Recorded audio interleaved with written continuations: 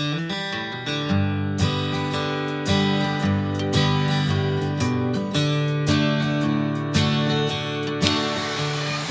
making this border from buttonhole stitch, and first you need to draw the straight line and the semicircle and mark the center of the semicircle. You can make it in alternate manner also, just half semicircle here and half semicircle down, half up and half down. So I'm just making simple one. Start from here.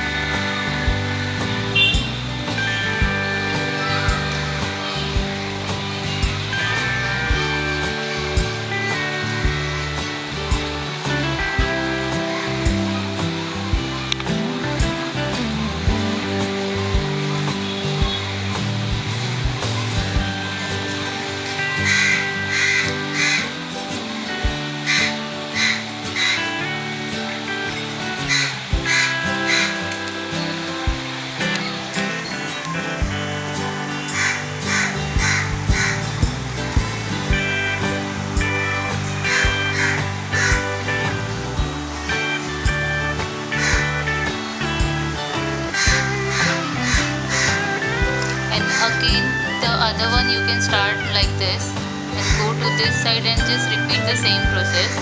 And for this one I'm going to add one bead in the center just to decorate my border.